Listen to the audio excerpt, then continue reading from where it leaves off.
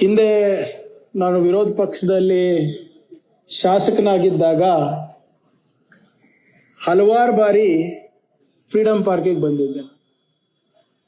ಬಹುಶಃ ತಮಗೆಲ್ಲ ಗೊತ್ತಿರ್ಬೋದು, ಹಿಂದಿನ ಅವಧಿನಲ್ಲಿ ಅಸಿಸ್ಟೆಂಟ್ ಇಂಜಿನಿಯರಿಗೆ AE ಪೋಸ್ಟಿಗೆ ಹೋರಾಟ ನಡೀತು, JE ಪೋಸ್ಟಿಗೆ ಹೋರಾಟ ನಡೀತು. ಅಸಿಸ್ಟೆಂಟ್ ಪ್ರೊಫೆಸರ್ಸ್ ಇರ್ಬೋದು, ಟೀಚರ್ಸ್ ಇರ್ಬೋದು, PSI ರಿಕ್ರೂಟ್ಮೆಂಟ್ ಅಲ್ಲಿ ಇರ್ಬೋದು, ಸಾಕಷ್ಟು ಲೋಪಗಳಾಗಿ ಎಲ್ಲ ಯುವಕರು ಫ್ರೀಡಂ ಪಾರ್ಕ್ ನಲ್ಲೇ ಇರ್ತಾ ಇದ್ರು. ಅದೇನೋ ಯಾಕೋ ಗೊತ್ತಿಲ್ಲ, ಎಲ್ಲ ಹೆಚ್ಚಿನ ಭರವಸೆ ನಮ್ಮ ಯುವ ಸಮುದಾಯ ನನ್ನ ಮೇಲೆ ಇಟ್ಟಿದೆ. ಪ್ರತಿಯೊಂದು ಹೋರಾಟ ಕೂಡ ನನ್ ಕರೀತಾ ಇದ್ರು. ನಾವು ವಿರೋಧ ಪಕ್ಷದಲ್ಲಿದ್ದಾಗ ನಿಮ್ಮ PSI ಹಗರಣ ಇರಬಹುದು, JE ಹಗರಣ ಇರಬಹುದು, ಬೇರೆ ಬೇರೆ ಹಗರಣಗಳನ್ನ ಬಯಲು ಮಾಡಿದ್ವಿ. ಅವಾಗ ನಾವು ಪ್ರಮಾಣ ಮಾಡಿದ್ವಿ, ನಮ್ಮ ಸರ್ಕಾರ ಬಂದ ಮೇಲೆ ಸರ್ಕಾರದಲ್ಲಿ ಖಾಲಿ ಇರುವ ಎಲ್ಲ 2.5 ಲಕ್ಷ ಹುದ್ದೆಗಳನ್ನ ನಾವು ತುಂಬುತ್ತೀವಿ ಅಂತ. ಯಾರು ನಮ್ಮ ಯುವಕರು ಫ್ರೀಡಂ ಪಾರ್ಕಿಗೆ ಬರಬಾರ್ದು, ಯಾರು ನಮ್ಮ ಯುವಕರು DC ಕಚೇರಿ ಮುಂದೆ ಪ್ರತಿಭಟನೆ ಮಾಡಬಾರ್ದು. ಅವರ ಜಾಗ ಫ್ರೀಡಂ ಪಾರ್ಕ್ ನಲ್ಲ, ಅವರ ಜಾಗ ಕ್ಲಾಸ್ ರೂಮ್ಸ್ ನಲ್ಲಿ ಇರಬೇಕು, ಕಾಂಪಿಟೇಟಿವ್ ಎಕ್ಸಾಮ್ಸ್ ಇದರಲ್ಲಿ ಇರಬೇಕು, ಮತ್ತೆ ಲೈಬ್ರರಿಗಳು ಇರಬೇಕು ಅಂತ ಒಂದು ಪ್ರಾಮಾಣಿಕ ಪ್ರಯತ್ನ ನಮ್ಮ ಸರ್ಕಾರದಲ್ಲಿ ಬಂದ ಮೇಲೆ ಆಗ್ತಾ ಇದೆ. ದುರ್ದೈವ ಒಂದೆರಡು ಸುಪ್ರೀಂ ಕೋರ್ಟ್ ಆದೇಶದಿಂದ ಇರಬಹುದು ಅಥವಾ ಮೀಸಲಾತಿಯಿಂದ ಇರಬಹುದು ಸ್ವಲ್ಪ ಹಿನ್ನಡೆ ಆಗಿತ್ತು. ಆದ್ರೆ ಮತ್ತೊಮ್ಮೆ ನಾವು ಆ ಕಾನೂನಿನ ಚೌಕಟ್ಟನ್ನಲ್ಲೇ ಏನೇ ತೊಂದರೆಗಳಿದ್ದನ್ನ ಅದನ್ನ ನಿವಾರಣೆಯನ್ನು ಪಡೆದು ಸಾಧಕ ಬಾಧಕಗಳನ್ನು ನೋಡಿ ಈಗಾಗಲೇ ಈ ಹೊಸ ಸರ್ಕಾರ ಬಂದ ಮೇಲೆ 74,000 ಹುದ್ದೆಗಳನ್ನ ನಾವು ಆಗ್ಲೇ ಕಾಲ್ಫಾರ್ಮ್ ಮಾಡಿ ಹಿಂದಿನ ರವಿವಾರದಿಂದ ಈಗ ಒಂದ್ 4-5 ದಿನದ ಹಿಂದೆಯಿಂದ ಮೊದಲನೇ ಹಂತದ ಪೊಲೀಸ್ ಕಾನ್ಸ್ಟೇಬಲ್ ಎಕ್ಸಾಮಿನೇಷನ್ ಅನ್ನ ನಾವು ಮಾಡ್ತಾ ಇದೀವಿ. ಪ್ರತಿ ಸಂಡೇ, ಆಲ್ಟರ್ನೇಟ್ ಸಂಡೇ ಕೂಡ ನಾವು ರಿಕ್ರೂಟ್ಮೆಂಟ್ ಎಲ್ಲ ಇಲಾಖೆಯಿಂದ ಮಾಡ್ತಾ ಇದೀವಿ. ಇವತ್ತು ನಮ್ಮ ಮ್ಯಾನಿಫೆಸ್ಟೋನಲ್ಲಿ ಕೂಡ ಅದೇ ಇರೋದು. ಇವತ್ತು ನಮ್ಮ ಸರ್ಕಾರದಲ್ಲಿ ಗವರ್ಮೆಂಟ್ ರಿಕ್ರೂಟ್ಮೆಂಟ್ ನಲ್ಲಿ ಕರಪ್ಷನ್ ನಡೀಬಾರ್ದು ಅಂದ್ಬಿಟ್ಟು ಒಂದು ಹೊಸ ವಿಧೇಯಕನ ಕೂಡ ತಂದಿರೋದು ನಾನೇ. ಹಿಂದೆ ಆಪೋಸಿಷನ್ ಅಲ್ಲಿ ಇದ್ದಾಗ prevention of corruption in government recruitment ಅಂದ್ಬಿಟ್ಟು ಒಂದು ಪ್ರೈವೇಟ್ ಬಿಲ್ ಅನ್ನ ನಾನು ಮೂವ್ ಮಾಡಿದ್ದೆ ಬೆಳಗಾವಿ ಅಧಿವೇಶನದಲ್ಲಿ.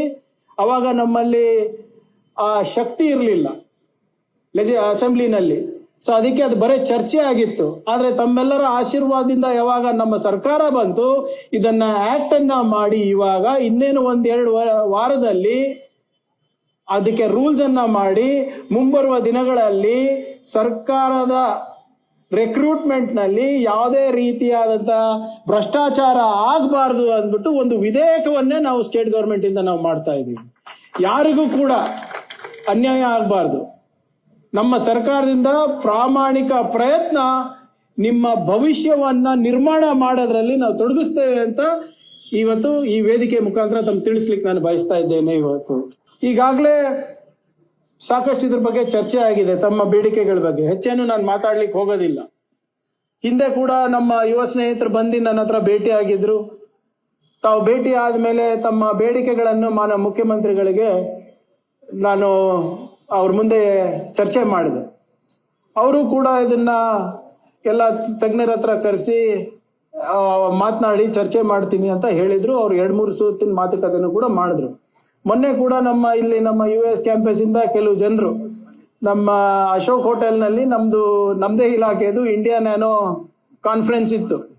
ಅಲ್ಲೂ ಕೂಡ ನೀವು ಬಂದು ಮುಖ್ಯಮಂತ್ರಿಗಳಿಗೆ ಕಟ್ಟೆ ಮೇಲೆ ಕೂಡಿಸ್ಕೊಂಡು ಏನಿದೆ ಅಂತ, ನಿಮ್ಮ ಸಮಸ್ಯೆ ಏನಿದೆ ಅಂತ ಹೇಳಿದ್ರಿ. ಮಾನ್ಯ ಮುಖ್ಯಮಂತ್ರಿಗಳು ತಮ್ಗೆ ಅವಾಗ ಒಂದು ಮಾತು ಹೇಳಿದ್ರು, ಇಲ್ಲಪ್ಪ ನೀವು 2021-22 ಇಸ್ವಿನಲ್ಲಿ ಈ cadre and recruitment rules change ಆಗಿ C&R ರೂಲ್ ಚೇಂಜ್ ಆದಾಗ ನೀವು ಯಾಕೆ ಸುಮ್ಮನೆ ಕೂತಿದ್ರಿ ಹಿಂದಿನ ಸರ್ಕಾರದಲ್ಲಿ, ಯಾಕೆ ನನ್ನ ಗಮನಕ್ಕೆ ತಂದಿಲ್ಲ ಅವಾಗ? ಅಥವಾ ನಮ್ಮ ಸರ್ಕಾರ ಬಂದು 2.5 ವರ್ಷ ಆಗ್ತಾ ಇದೆ, 3 ವರ್ಷ ಆಗ್ತಾ ಇದೆ, ಯಾಕೆ ಗಮನಕ್ಕೆ ತಂದಿಲ್ಲ ಅಂತ ಕೇಳಿದ್ರು. ಅವಾಗೆಲ್ಲ ಸ್ನೇಹಿತರು ಹೇಳ್ತಾ ಇದ್ರು, ಇಲ್ಲ ಸರ್ ನಾವು ಹೇಳ್ತಾನೆ ಇದೀವಿ, ಯಾರು ಕೇಳೋರಿರ್ಲಿಲ್ಲ, ಪತ್ರ ವ್ಯವಹಾರ ಮಾಡ್ತಾ ಇದೀವಿ, ಕೇಳೋರಿರ್ಲಿಲ್ಲ ಅಂತ, ರೆಪ್ರೆಸೆಂಟೇಷನ್ ಕೊಟ್ಟಿದೀವಿ ಅಂತ. ಆದ್ರೆ ಅದು ಅಧಿಕಾರಿ ಮಟ್ಟದಲ್ಲೇ ಇತ್ತು. ನನ್ನ ಗಮನಕ್ಕೂ ಬಂದಿರಲಿಲ್ಲ, ನಮ್ಮ ವಿನಯ್ ಕುಲಕರ್ಣಿ ಅವ್ರ ಗಮನಕ್ಕೂ ಬಂದಿರಲಿಲ್ಲ, DK ಸಾಹೇಬ್ರ ಗಮನಕ್ಕೂ ಬಂದಿರಲಿಲ್ಲ. ಬಂದ್ ಕೂಡಲೇ ಮೊನ್ನೆ ತಾವು ಯಾವಾಗ ಎಸ್ ಅದೇ ಈಗ ಏನಾಗಿದೆ ಸರ್, ಅದು ತುರ್ತಾಗೆ ಬಂದಾಗೆ ಅವಾಗೆ ನಿಮ್ಗೆಲ್ಲ ನೆನ್ ಬರೋದು. ಅಲ್ಲಿ ತನಕ ಸರ್ಕಾರನೂ ಬೇಡ ನಿಮ್ಗೆ, ನಾನು ಬೇಡ ನಿಮ್ಗೆ. ಆದ್ರೆ ಕುತ್ತಿಗೆಗೆ ಬಂದಾಗೆ ಬರ್ತೇವೆ. ಆದ್ರೆ ಏನೇ ಇರ್ಲಿ ನೋಡಿ, ಇದು ನಿಮ್ಮ ಗಡ್ಡಿಗೆ ಬಂಕಿಗೆ ಅದೇ ಬಾವಿ ತೋಡಕ್ ಸ್ಟಾರ್ಟ್ ಮಾಡೋಣ. ನಾನು what ever it is, C ನಂದು ಒಂದು ಸ್ಪಷ್ಟವಾದಂತಹ ಸಂದೇಶ ಇದೆ ಇವತ್ತು. ಇದು ನಿಮ್ಮ ಸರ್ಕಾರ. ಇವತ್ತು ವಿಧಾನಸೌಧದಲ್ಲಿ ಇವತ್ತು ಮುಖ್ಯಮಂತ್ರಿಗಳು DK ಶಿವಕುಮಾರ್ ಕೂತಿದ್ದಾರೆ ಅಂದ್ರೆ ಅದೆಲ್ಲ ನಿಮ್ಮೆಲ್ಲರ ಆಶೀರ್ವಾದದಿಂದ. ನಿಮ್ಮ ವಿರುದ್ಧವಾಗಿ, ನಿಮ್ಮ ಭವಿಷ್ಯಕ್ಕೆ ವಿರುದ್ಧವಾಗಿ ಯಾವುದೇ ಒಂದು ನಿಯಮ ನೀತಿಗಳನ್ನ ನಾವು ಮಾಡಕ್ಕೆ ತಯಾರಿಲ್ಲ. ಹೌದು, ಕೆಲವು ಸರಿ ಏನಾದ್ರೂ ಲೋಪ ಇದ್ರೆ ಆ ಲೋಪವನ್ನ ತಿದ್ದುವ ಮಟ್ಟಕ್ಕೆ ಕೂಡ ನಾವು ರೆಡಿ ಇದೀವಿ. ನಮ್ಮಿಂದ ತಪ್ಪಾಗಿದ್ರೆ ಕೈ ಜೋಡಿಸಿ ಕ್ಷಮೆ ಕೇಳಿ, ಇಲ್ಲ ನಮ್ಮಿಂದ ತಪ್ಪಾಗಿದೆ ಅದನ್ನ ನಾವು ಸರಿಪಡಿಸ್ಕೊಳ್ಳುವ ಶಕ್ತಿನೂ ಕೂಡ ನೀವು ನಮ್ಗೆ ಕೊಟ್ಟಿದ್ದೀರ. ಆದ್ರಿಂದ ಇದು ಹಿಂದೆ ಆಗಿರೋದು ಲೋಪಗಳಿದೆ. ಆದ್ರೆ ಹಿಂದೆ ಆಗಿದೆ ಅಂದ ತಕ್ಷಣ ನಾವು ಅದಕ್ಕೆ ನಿವಾರಣೆ ಮಾಡಬಾರ್ದು ಅಂತಿಲ್ಲ. ನಾವು ಜವಾಬ್ದಾರಿ ಸ್ಥಾನಮಾನದಲ್ಲಿದ್ದೀವಿ. ಹಿಂದಿನ ಸರ್ಕಾರಗಳು ತಮ್ಮ ಮಾತು ಆಲಿಸಿಲ್ಲ, ಕೇಳಿಲ್ಲ, ಮನಸ್ಸಿಗೆ ಬಂದಂಗೆ ಕೆಲವು ಅಧಿಕಾರಿಗಳು ಮಾಡಿರ್ಬೋದು. ಆದ್ರೆ ಅದನ್ನ ತಿದ್ದಕ್ಕೆ ನಮ್ಮ ಸರ್ಕಾರ ತಯಾರಿದೆ. ಅದ್ರ ಬಗ್ಗೆ ಎರಡು ಮಾತಿಲ್ಲ. ಈಗಾಗ್ಲೇ ನಾನು ಹೇಳ್ದಂಗೆ ಕಳೆದ 9 ವರ್ಷದಿಂದ ರಿಕ್ರೂಟ್ಮೆಂಟ್ ಆಗಿಲ್ಲ. ಬಹಳ ವರ್ಷದ ನಂತರ ನಿಮ್ಮ ಶ್ರಮಕ್ಕೆ ಒಂದು ಫಲ ಸಿಗುವಂತ ಯೋಗ ಬಂದಿದೆ. ಅದರಲ್ಲಿ ಕೆಲವು ಲೋಪಗಳಿದೆ ಅಂತ ತಾವು ಮನವಿ ಮಾಡ್ಕೊಂಡಿದ್ರ. 4 ಬೇಡಿಕೆ ಇದೆ. ಅದನ್ನ ನಾನು ಮತ್ತೆ ಪುನರುಚ್ಚರಿಸಕ್ಕೆ ಹೋಗೋದಿಲ್ಲ. ಯಾಕಂದ್ರೆ ಈಗಾಗಲೇ ಹಿರಿಯರಾದಂತ ಗೋಪಾಲ್ ಗೌಡ ಸಾಹೇಬರು ಮತ್ತೆ ವಿನಯ್ ಕುಲಕರ್ಣಿ ಅಣ್ಣವರು ಮತ್ತೆ ಇಲ್ಲಿರುವಂತ ಎಲ್ಲ ಯುವ ಸ್ನೇಹಿತರು ಆಗ್ಲೇ ಹೇಳಿದ್ದಾರೆ. ಇದು ಮೊನ್ನೆ ಚರ್ಚೆ ಆದ ನಂತರ ನಿನ್ನೆಯಿಂದ ನಿರಂತರವಾಗಿ ಮಾನ್ಯ ಮುಖ್ಯಮಂತ್ರಿಗಳು ಇದ್ರ ಬಗ್ಗೆ ಚರ್ಚೆ ಮಾಡ್ತಾ ಇದ್ದಾರೆ. ನನಗೂ ಕೂಡ 1-2 ಸಭೆ ಕರೆದಿದ್ರು. ಈಗಲೂ ಕೂಡ ಅದೇ ಸಭೆಯಿಂದ ನಾನು ಬರ್ತಾ ಇರೋದು. ಬಹಳ ಸ್ಪಷ್ಟವಾದಂತ ನಿರ್ದೇಶನ ಮಾನ್ಯ ಮುಖ್ಯಮಂತ್ರಿಗಳು ಅಧಿಕಾರಿಗಳಿಗೆ ನೀಡಿದ್ದಾರೆ. ನಮ್ಮ ವಿದ್ಯಾರ್ಥಿ ಸಮುದಾಯಗಳಿಗೆ ಸಂದೇಶ ಕೊಟ್ಟು ಬಾ ಅಂದ್ಬಿಟ್ಟು ನನಗೆ ಕಳಿಸಿದ್ದಾರೆ. ನಿಮ್ಮ ಈ 4 ಬೇಡಿಕೆಗಳನ್ನ ಸರ್ಕಾರ ಸಂಪೂರ್ಣವಾಗಿ ಆಲಿಸಲಿಕ್ಕೆ ತಯಾರಿದೆ.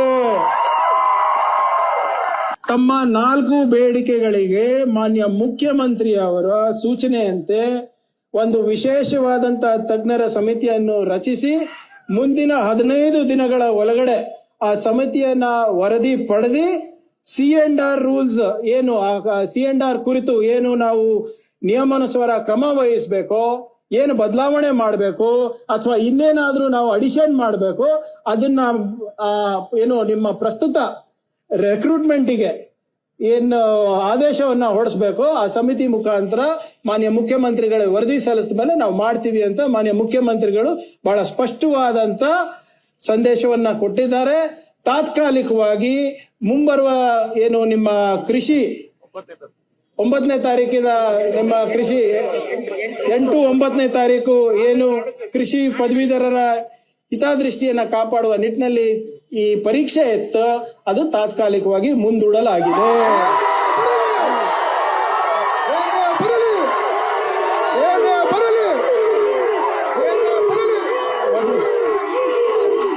ಮಾನ್ಯ ಮುಖ್ಯಮಂತ್ರಿಗಳ ಸಂದೇಶ ಬಹಳ ಸರಳವಾಗಿದೆ.